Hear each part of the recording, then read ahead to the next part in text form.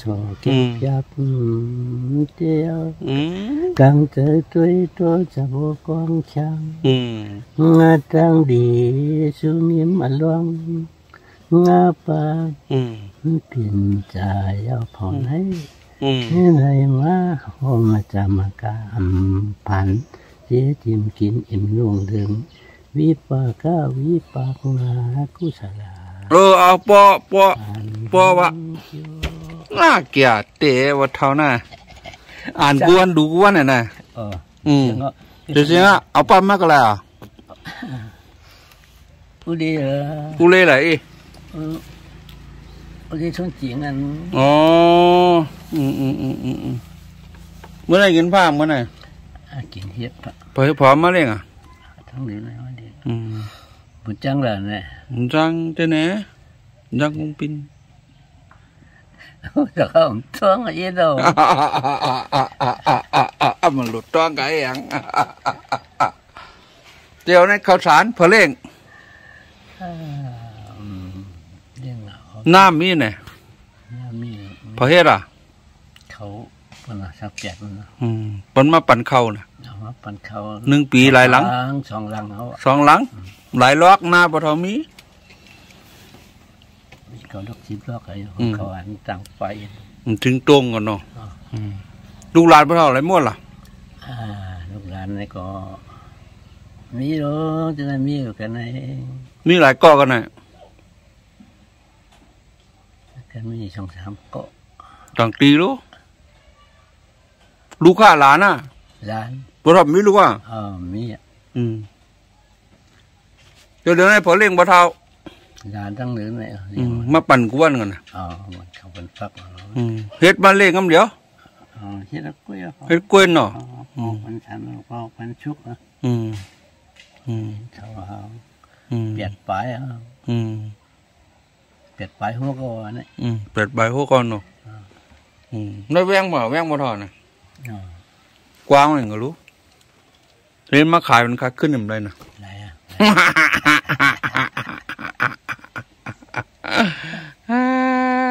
กระดาษชื่อไว้อย่างเราอยู่ย่องเนาะมันอยู่เงินกว่าไล่นะกว่าไล่กว้างนะได้ตัวเป็นเจี๊ยบไม่ได้กว้างอะไรใครจะหินเดือนเราเป็นเจี๊ยบเป็นหนังน่ะเป็นจุ่มออกได้อันนี้ว่านั่นกันตัวแล้วมันเป็นปั้นเอียนอันนี้นั่นมันไขกวางอะไรว่าต้มมาไปมันเลือดน้องออกเจี๊ยบเป็นวันนอกตาเปลี่ยนอย่างไหมน่ะเป็นมาถึงอ่ะ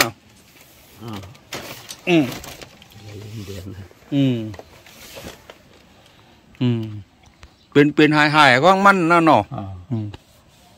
ยาเนี่ยยาของเขาก้อยตึกไหนอ่ะ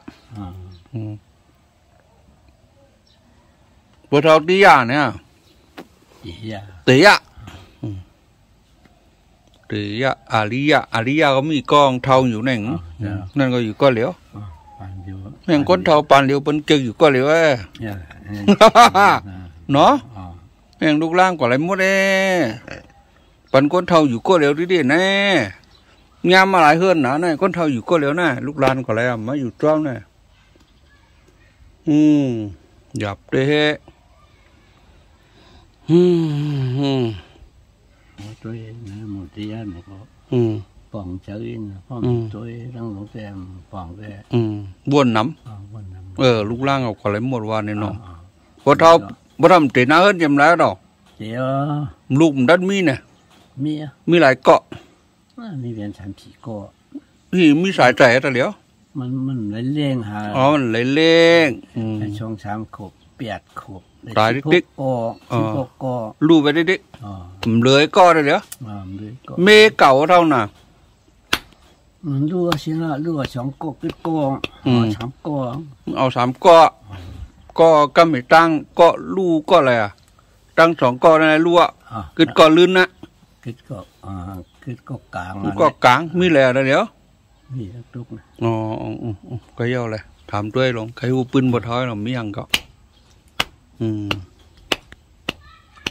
พอลูกหลานมาส่งก็ร้านกินยังไงเนาะกินทั้งเรากามนี่เขาไหนป พอข่าวเขาพักมาหลูไอ้พอเท่าเฮ็ดหลูกินกล้วยไหลเนาะตัวเดียวมีเงินจ่ายนะพอปันเงินจ่ายพอเท่า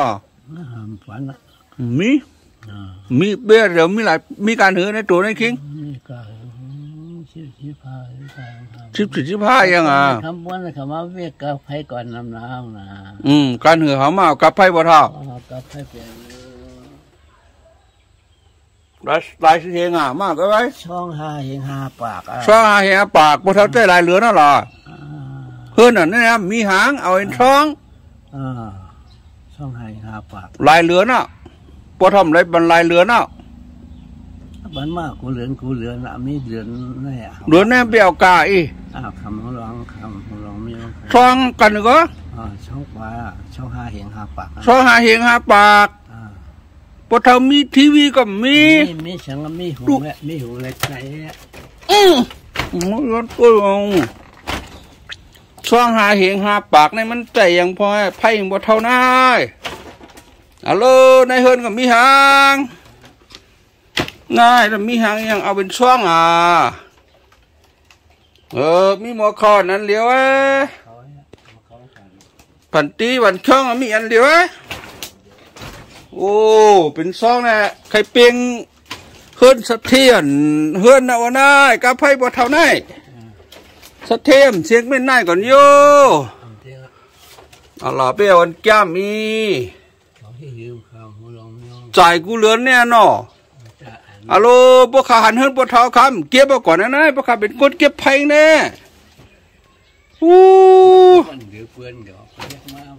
มันไรหรอบ่เท่ามันจะไล่ในเฮ้ยมีหางเอาช่องไปนี่สุกตัวไปน่ะคนน่ะเหมือนไหนบ่ทำเป็ดข้างเหรอเตี้ยเนาะช่องหาเหียงอ่ะเนาะต้องมีไหวอย่างนั้นมาปั่นมาน่ะมาปั่นนะติมาปั่นนั่นเองมาปั่นบ่ไหวงมีมาเอาขวายนะมาเยือนเงินขวายนะจือลายอยู่บ่เท่าอันกับปนมาแต่อัน2เฮียงว่ะ3เฮียงว่ะเต้นปั่นไว้ปั่นไว้กล้วยซองอะไรปั่นกล้วยใจเนี่ยมีคนมาเก็บมียิงหลานนี่เป็นหลานนี่เป็นหลานบ่เท่าเองเก่าทำแทงเอาแทงลายโอ้เฮือนงมใหญ่มีเอานะเขาลอกลายจะเหงือบ่เท่าว่าข้ามใครป่องอะไรพวกนั้นคนในใจก็คำไรอังเขามีช่างอีดโอ้ปนเอากุ้มเตรียมน้ำใจเกินเรื่องเตรียมน้ำหงกูชื่อก็ลงเป็นเสียงช่องเฮงช่อง3เฮงในช่องหาเฮงมันตัดถึงช่องกันบ่ดอกมันมีเงินงับแม่พอเท่าหุงเขาว่าหลายปอกมันปอกไปมันปอกไผ่ก็ปิดเมืองเลี้ยงปืนว่าเชียงนั่นนะครับปืนเมืองเลี้ยงมันกินเยอะมีหวยเหลือเหรอโลเป็นช่องเนาะเนาะเพลเปิ้นกินว่าไปงีดกันล่ะว่าเท่าว่าโอ้ใครกล้าไม่เฮิร์นสะเทียงหลานเขาดังเหนือเสียงช่อง3เอง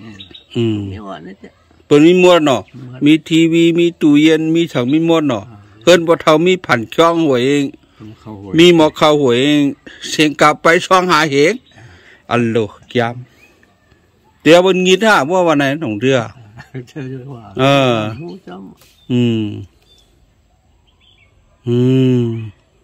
พอทำหมอกข้าวม้อมเลยแล้วใจนั่นก่อนเนาะพอใส่พื้นใส่ไพ่กูลืมกูสั่งโกงไม้เฮือนนะหยับเจอพอเทาะได้ก็ข้างใจเอาสังมัดใจหรือพอเท่าน่ะเดี๋ยวได้ตอนเงินพอเท่าไว้อินก็ถ้าทุกอยู่ดีกินหวานเอาไว้จกไว้จ่ายตอนนั้นก็เดี๋ยวมันกว่าแล้วน่ะแต่กว่าอะไรมือกว่าอะไรเต็มกว่าอะไรหางเดียวก่อนนั้นเสียปีลานต่างกว่าเหลือเอาที่เฮือนเนี่ยมันหลุดกว่ายังไปอยู่ริมทึก เฮ็ดเกยนะบูมกูวันสีแล้วนะนะครับมือพวกเราน่ะสาธุอยู่ดีกินเอาเท่าอ๋อค่ะเนี่ยเฮือนกับไผ่ช่องหาเหียงเนี่ย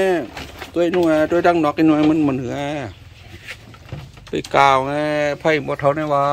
ปุ่นลักใจเอาบ่เท่า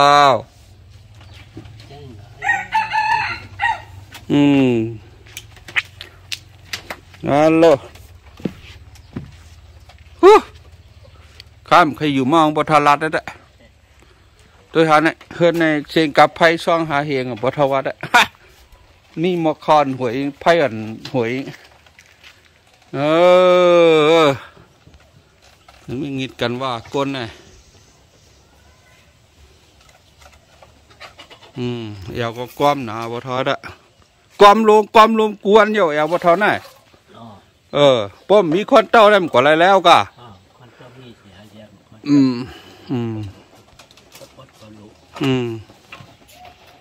ขามาเจ็บแทงทุกขาบ่เท่าผู้ฉุกเป็นว่าเป็นมาก็การอะไรขามือไหนผูกยังไว้กินนะทั้งนั้นยังตกมาออกกลับมามูกแวงในกวางนี่เป็นเขาฮัดปุ่นนะพ่อเรา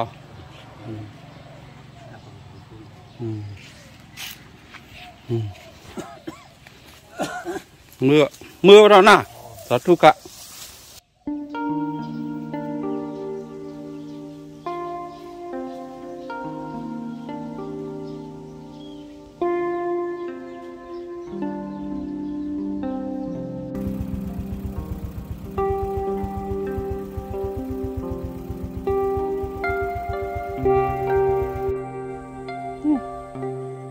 เฮือนนี่มีไผอยู่ไหนเฮือนไหน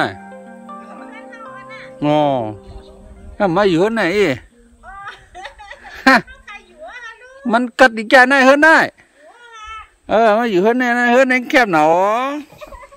อยู่เลยเป็นข้าวปีอ่ะเนี่ยไม่ขึ้นแล้วเนี่ยแล้วกัดเรียบเย็นนี้ไว้ไหนกัน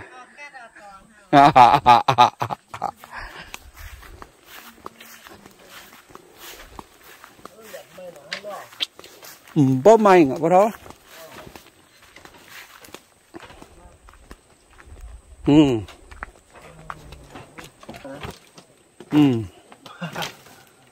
น้องไม่น่ะไม่น่ะที่ผ้าไม่ออกบ่ขำไปดีได้โคลนะใครยาวเองครับฮัลโหลหุงข้าวเหนียวอะไรย่าข้าวอย่างนั้นอ่ะข้าวเค็ข้าวเค็อีนอนก็อะไรย้อนอีนอนไม่มีตัวงานเนี่ยทำไมก็ได้ครับสาธุอีกกินหวานเจ้าไม่ขลาฮะเจ้าไม่ขลาเหียงมีป้าเหลียวขลาป้าเหลียวก็อะไรก็ป้าเหลียวรอดเลี้ยวดิมันเดี๋ยววันชีนอนเนาะกับว่าย่าเพื่อนเนาะกายก็ยากฮะง่ายเนาะความนี้เยอะเลยอย่างว่าพอลูกตังยานมาเลยสั่งมาฮะเงยตุ้มใจเนาะเอาตัวใจรอดไม้ก็แก่หนาตัวใจก็กินนะฮะลูกยาหับการหนูฮะทั้งหมดถามว่าหลายปีอ่ะ15 ปีนั่นน่ะโคเขียวจะอย่างแนวMTA MTA คุณสะผ่านคุณสาบุญก็คือเงาฮะลูกโคเขียวแบบนั้นอะไรเฮ็ดเนี่ยไม่ค่ะมันจะปวดเท่าไหร่มันจะปวดไม่เท่าเนาะปวดกลางฮะห้ากลางท่านนี่มือห้าทั้งกวนในเหี้ยว่าเขาสารอะไรซื้อกินเนาะแล้วชื่อกินเนาะชื่อกินปลาข้าวหน่อยข้าวก็หน้าก็ไม่มีกล้วยเนาะเป็นเมียมีสวนแน่นะตึกเฮ็ดปีนในค่ะหน้าก็สวนบ่อเขาเนี่ยลูกอะไรมาตังยานที่เนี่ยมา มาอย่างมาขาดเป็นผัวตะกามาแวงหาเนี่ยนะเฮียเป็นปันน่ะดอกมาย้อนเฮ็ดเปิ้นย้อนเฮ็ดเปิ้นเนาะตะกายผูกอย่างห้ามผูกถุนเอาหาได้ถุนเอาไอ้เข้าหาเนี่ยตื่นมาเมื่อไรล่ะลูกดังยานมาเขาคำมาอยู่ตรงใกล้ปีกายขนาดปีกายเนาะปีกายก็อยู่ดีขึ้นค่ายมาอยู่ไปบรรดาในขนาดมี3ก้อนนี่นะมี4ก้อนมีหลอดแห้งมีแต่ก้อนคุณใจใหญ่เลยใหญ่เนี่ยทิพย์เตี้ยแล้วครับก็แล้วล่ะมื้อนี้มาจอยการเขากินจางเบิ้ลกินจางเบิ้ลมีวันล้านเนี่ยนะมีวันล้านเฮิร์นมีอะไรมีดีหิมมือปลาไหมมันขนาดกลางลุงอ่างลิ้นยาของคันเองข้าวสารเต็มท้นนะเขาได้ซื้อกินเนาะเมื่อพุ่งในต้องเรือวันศีลอยู่วันล้านเนาะจือบอกว่าเฮ้อไม่เท่าปลาจิงอู้มีลูก2ก้อนเนาะลูกใจไปยังไงล่ะซื้อไปซื้อก็ไปข้ามาหากินเนาะแก่รู้ตั้งในแคนอินเนี่ยตั้งในแคนอินเลยฮะมาจอมพิชาเลี้ยงของอันนี้แล้วทุกข้าหนาขนาดเนาะมาอยู่เมืองนั้นในการในลีค่ะกลุ่มยาโยกกับชี้ของติ๊กติ๊กนิดในค่ะนี่ตึกไรปีนั้นเนี่ยมาเจ้าวันไรก็บอกไรเฮิร์นอ่ะมา2 เฮิร์น2 เฮิร์นแต่เฮิร์นนั้นมีแล้วมีเกิดตรงใกล้ในคานไพ่ไม้เฮิร์นของค่ะนี่ร้านค้าน่ะร้านเนี่ยน่านอันมาใหม่อะว่ามีเทียงเฮิร์น2 เฮิร์นเนี่ยมาใหม่ก็มีเหรอมีเทียง2 เฮิร์นใครปีไหนถึงมา2 เฮิร์นอยู่ตั้งย่านอยู่ปกละเขาใครอยู่เมืองต้อมมั้งเมืองต้อมลูกตั้งย่านเขาเทียง12 ลัก12 ลักโอเคลูกตั้งย่านลูกวันน้องมาตั้งย่านให้12 ลักกวางแหล่กวางปังสร้างป่าเมื่อดังวันการเนี่ยนั่นก็ไล่ขบนั่นลูกว่านั่นแม่เลยฮะขบฮะแล้วเฮ็ดลีกันเนาะน้องอย่างน้องคำจริงเขาว่าคำจริงลีฮักแกหลายห้องแกโคมัดดวนน่ะมาจอยปอเมเฮ็ดสวนจอยอย่างไรพองเฮ็ดเหนียวนัวหาเฮ็ดเหนียวมุนใจเนาะเฮ็ดอะไรเฮ็ดเหนียวใจเนาะไหนมาแล้วนั่นแน่สาธุกว่าเฮ็ดอย่างห้ามสอนลิกเนาะตรอดเนี่ยมุนเจ้าแห้งเฮ็ดเหนียวเจ้าคู่เนาะอัลโหลเขียนกะไหนเฮ็ดตัวลูแกนั่นก็เรียกให้หมดจอยไม่เฮ็ดสวนเอาไล่ใหญ่ไม่ใจข้างแกเอาเอียงขัดเลยเมื่อพุกปุ้ยอยู่เฮือนข้างไงมาหาบอกทางกั้มน่ะปลูกที่เฮ็ดปีเลยครับค่ายนอนน่ะจังครับกลุ่มไรเหตุการณ์ขนาดนอกมาเหมือนก้นเตะใหม่ก็จำอยู่ลิ้นขนาดเจอวะจังเหลือได้สาใจสาใจทั้งนั้นได้แค่เนาะเพราะว่ามันปีถ้าปลาก็ขายกินจังปีนอกก็นึ่งพวกกินเนาะ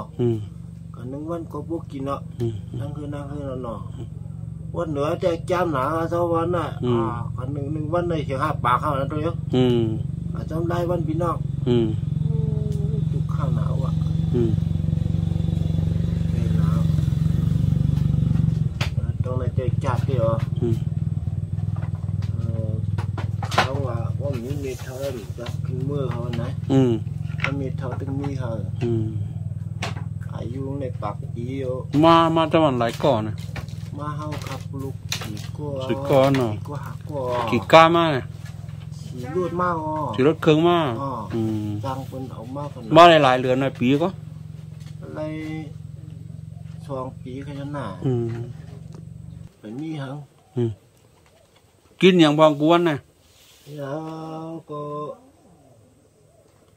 อีกคนว่ากูเมียวให้เอาฮะบะหมี่น้ำมันก็กินเอาเนาะได้แป้งกินเอา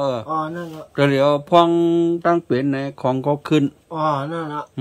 ก้นกินก็กินแทงอันก้นกินก็ใครกินหัวนั่นแหละเหมือนเขาในแค่หนาวบางพวกก็ไม่กินนะเนาะจางไอ้ของมันอยู่ไกลเนาะคือว่าใครกินก็ไม่กินนะวะใครกินก็ไม่กินหรือมือเว้งก็พอลูกกันในมือเว้งไก่เอาหน่ะไก่เอาหน่ะป้อมจังรถเครื่องน้ำไรแทงนั่นแหละไรฮะว่าไปเมื่อเดียวดีเป็นไรบาทเนาะขาถังละ3 บาทจะเพียงเช้า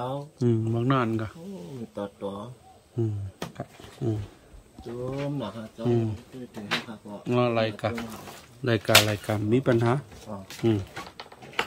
ขาดเลยยังก็มาจอยเทียมกันหนักแค่นี้ไปเมื่อเวียงนั่นก็ขี่รถเครื่องเมื่อเปิดจอยอะไร1 เมียวนั่นตัวซื้อหรือว่าอะไรซื้อหัวหมื่นแล้วน่ะหัวเหียงเลยฮะหัวเหียงเนี่ยเงิน1 เหียงได้หรืออะไร2-3 เมียวฮะเนี่ยคือว่ามึงชัวนี่นั่นน่ะชื่อว่าว่ามันนั่นมันได้จริงขนาดเท่าวันเนาะที่ไกลขนาดเนาะมันอยากเอาคำว่าแล้วจังไอ้เหรอถ้าว่าปีในแต่กินเตี้ยมันก็กินเพิ่มมีกลุ่มในเฮ็ดที่เดียวว่าขนาดเนาะจังไอ้ไม่ออกเอายังมัดตอนกันนะอันข้าวเข่ฮะโอเคต้มกล้วยน่ะต้มกล้วยถูกกล้วยค่ะสาธุอยู่หรือกินหวานมานี่ข้ามไปตอนยังมัดตอนขายตั้งอารมณ์ไม่วุฒิเนาะสาธุค่ะอยู่หรือกินหวานรถเพรถเข็นโควิดพออยู่วันนอกเล่นรถพอมือเวงเนี่ยพอสาดแล้วกล้วยมือเวงก็ปกตินั่นนะฮะผมพยายามมือฮะนอทำขกุ้ยเลยของข้ามมีเงินเนี่ยเขาขำอึบขำยากให้ไหนอ่ะเลยกินอีกก็แซ่เขาเลยเนาะอย่างนี้เขาเนี่ยไม่ออกในตะกาเนี่ยไม่อยู่กันในคืนนะไม่อยู่ทั้งวันนะเดินนะเดิน8เลยจ้ะเดิน4ค่ะเดิน8แล้วสิเดินให้เริ่มแวงเผาแวงเมียเขานะปั่นเขาอยู่ไว้เป็นแวงอาค่ะเป็นผายโปะเขาไม่เมืองไทยอะค่ะว่าปีน้องๆเหมือนเดลีก็ปันอยู่ลาเนี่ยค่ะว่ะวางเขาเพราะมันเป็นก็เป็นเชกันเนี่ยค่ะว่ะตื่นก็นั่นคาแต่ก็ลีออนเนาะของกระบอกเขาเป็นก้นลีก็หมอพิษเนาะก็ปนว่าก็ขามืดแล้วก็พวกใครอยู่จำเพื่อนนั้นเนาะแต่พวกลีเขาก็อาจารย์ก็ทำเหมือนเพื่อนเขาลีรู้เนาะทั้งกินเป็นเช่นนั้นน่ะพวกเพื่อนเขาชวนเพื่อนก็เขาก็ให้เขานั่นน่ะเนาะน้ำเหี้ยมบ่ลีแบบคนกวนนี่นั่นให้นั่นกับขันเนาะเหนียวลูกตั้งย่านมาเนี่ยมาในหลายเรือนล่ะเขามาเดือนเดียวนั่นปีเนาะแนมเป็นไม่เท่าเฮ็ดกล้วยหินไงซุ่มน่ะเฮ็ดเฮกะจอมปีน้องของเห็นเหรอข้าวสารแนมเลยซื้อกินน่ะซื้อเลยซื้อยังไงล่ะอันนั้นซื้อกินซื้อฟองหวานเนี่ยคุณน้อยค่ะนั่นเนาะพอมีน้ำมันมาเกลือส้มเนี่ยเนาะเขาเริ่มเลยซื้อกับเขาเริ่มซื้อซื้อค่ะข้าวกินข้าวเจ้าข้าวกินข้าวเหนียวอย่างเขาเลยอ๋อ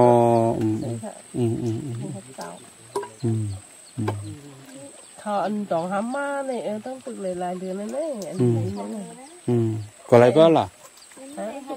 อ๋อก็เป็นทางเป็นลูกเงินเนาะใครมาใจเหลือเพราะมีอันที่ขาดเหลือก็นะไม่เท่าหนักหม้อหวานใช่ไหมคะหม้อหวานก็มีเนาะไปมีฮะไปมีเนาะไม่เท่าจือว่าหือปลาแขกเลยค่ะปลาแขกแม่เนาะมาเฮ็ดแขกมึงเท่าไหร่ไปมีหังคำมือวันนั้นมือติดจ้ามากกว่าไรหังมากอะไรเนาะมาเฮียนี่ก็มาหิบมันเนี่ยที่ก่อมไรหังไรโค้ไรเลี้ยงหังเฮียงไอ้หิบเนี่ยอ่ะมาเฮียนั้นน่ะเนาะตาบนไปขึ้นปีนอกเนี่ยตาบนคือต่อนั่งตัว2 เกาะมาอยู่ทั้งในเฮ็ดหากินง่ายหน่อยไม่ออกง่ายค่ะแค่นังปุ่นเนาะตั้งย่านอยู่วันเหรอก็อยู่ตองเฮี้ยวค่ะตองเฮี้ยวเนาะอยู่นั่นเด็กตั้งย่านนี่เหรอนี่ ไก่ไว้เนี่ยไก่เวียงเนี่ยไก่ไว้วะเขาก็ไก่เวียงเนี่ยมองไก่เขาไก่เนาะมาตั้งมึงอดอ๋อมามึงอดมั่วเอามึงสู้ว่าcảมึงเก่าตั้งย่านไก่ฮะเจอว่าเขาในตั้งย่านหรอในนี่ตั้งย่านหรอเนาะในตั้งย่านหรอไม้เห็นก็อ่อนกันไม้นั่นก็ไม่มีอ๋อเฮ็ดกันอะไรอะไรมาอยู่นั่นไงข้าก็เฮ็ดแต่เฮ็ดกันนักกันนะได้คำเฮี้ยงเฮ็ดค่ะเปิ้นปันวันกันเหรอเจ้าเทียงค่ะว่ะเจ้าเทียงเนาะมีกวนก็มีเอาเป็นข้ออ้อมปลานั่นไอ้ข้ากล่อมหู้มันใจพี่หางกล่อมหู้ข้าวหู้ดีป๋องนั่นได้ว่ากลางขึ้นมาเนี่ยเอาจกเอาน้ำลายในคอน้ำลายขมนั่นลูบปันนิดเดียวเด็กแค้นมาพอได้นอนน่ะ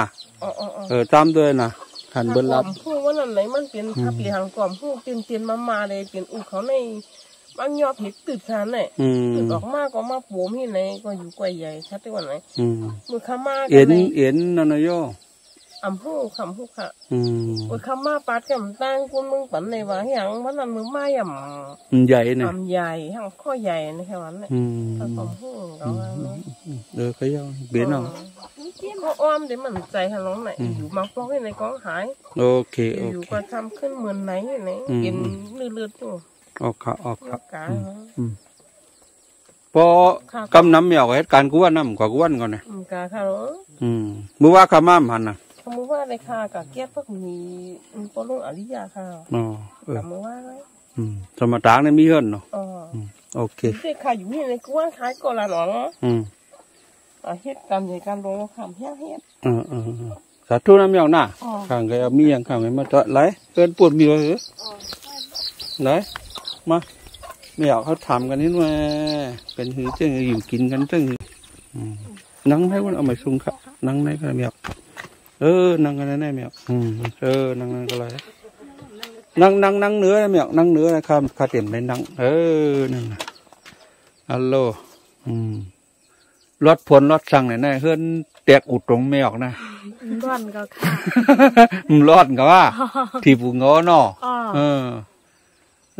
เฮ็ดหลาย10 เสียน่ะน่ะใครยาวไอ้หรออยู่หลายก้อนะแมวมีลูก4ก้อลูก4ก้อเนาะอาสาการหรือพ่องอาสาคามันจะอาสากหลอนน่ะอาสากลูกอ่อนในก้อนนึงใน10 ขบก้อ8 ขบก้อใน2 ขบนอนในอุ2 ขบมีกันในหมดแล้วน่ะมีหลายพ่องน่ะลูกแมวมีจะแน่งกำขาเดียวโคมาตอนขาไข่ต้วยปุ๋งไว้บ้าน่าว่าตัวคิงมันมาคือในเดเอามาปั่นบ้านนะเอาโคมาตอนบ้านนะเมียเขาเมียขาดเลยยังมาเขามาพักมีอยู่ไหนมาเขามาพักแบบนี้ค่ะมีเหรอเนาะโฮมปลาเทามีเท้าโฮมกันแน่เนาะเพราะใครกินเหมือนกันบ้างอย่าไปนั่นนะในก่อนในมันนะมั้ยเอามิดไว้เอามิดไว้มันจุกให้แม่เนาะมาจุกแม่ทำยังเขาใครตัวคิงว่าเขาเดี๋ยวเอาโคมาตอนหมอกใหญ่หมอกนายไหนก็เดี๋ยว2เดี๋ยวแมนไหนเอาโคใหม่ๆมาปั่นหน้าปอหลอนน้ำอะไรมีเนี่ยปอหลอนมีออกกันเลยอ่ะเมื่อนั้นลงการเอาวันศิลป์เนาะในเมื่อเว้งไงนั่นในเมื่อไหนเลี้ยวในเมื่อค่ะเขาสารอะไรซื้อกินนะฮีอะไรซื้อกินเสียงวันหลายก้อ4 ก้อ5 ก้อไม่รู้นะเขากินหลายก้อนในนึงวันในเขากินเปียดก้อกกลางทำ4 ก้อกลางใน4 ก้อกเสื่อมนะบ่ซื้อ1 ปอกโล1 ปอกนะซื้อ1 ค่ายได้แน่ต่างได้แน่ซื้อกันแน่ซื้อในเวียงซื้อในเวียงอันไหนมีพายขายซื้ออะไรนะแสงพาแสงปันนี่เขาอย่างกำลังก็ซื้อมาข้าวเจ้าข้าวเหนียวเนี่ยข้าวเจ้าข้าวเหนียวข้าวหอมเนี่ยข้าวยังข้าวโย่ๆไอ้มาทายน้องปออินน่ะข้าวหอมลาให้มันกาน่ะเจือข้าวหอมลาเอาแก้วข้าวหอมลามาหลูด้วยกะต้องยำจิ้มด้วยว่าไปค่ะว่าแล้วมันคึกมันหวานมันเม็ดของกอยาวขาวสลอดคึกหนาพอหมอไผ่ผ่าหนึ่งแค่คึกเดี๋ยวมีไผ่ดังไหนก็ได้ไหนก็เลยค่ะได้ไหนก็เลยในตัวที่นอนน่ะแล้วนั่งตัดด้วยนอนหลายก้อนฮะ น่าทำมีลูก3ก็แนมลายเกลือเนาะแนมมีเนี่ยอูเนี่ยเลย2 ขบเนาะอันนี้ลายขบก็เลย10 ขบก็ห้องปีน้องมา2 อันน้องสูว่าปีสูก็ห้องมากะจ้ำปอก็จ้ำปออ๋อนั่นเนาะโตใหญ่ได้ไหนเลขไหนน้องอันน่ะเลขกันอินน่ะคือบอกข่าวโคมาอย่างกับว่าข้าใครฮู้มีออกมาอยู่ในลายเรือนนั่นน่ะได้2 เรือน2 เรือนเนาะวันเดียวตั้งไปเท่าอย่างก็ต้องมุนหากินหยาบว่าเฮ้ไม่เท่ามีออกตั้งปวดหากินหยาบในตั้งในยินเขาหากินงานในเดี๋ยวก็มากขนาดเนาะนั่งอ่ำถูกลูกเสียในพวกวันหางานในก็ค้าก็มานี่ออกอาชาการหรือปีหน้าขำต้องอาชาการ30ตรงบะมีเขามีเอาเนาะมีลูกสีเกาะสาธุมีนำก็รีไว้ลูกนะทุกข้าก็เยอะเนาะปดตอดเมนมาให้เลยเปเปิล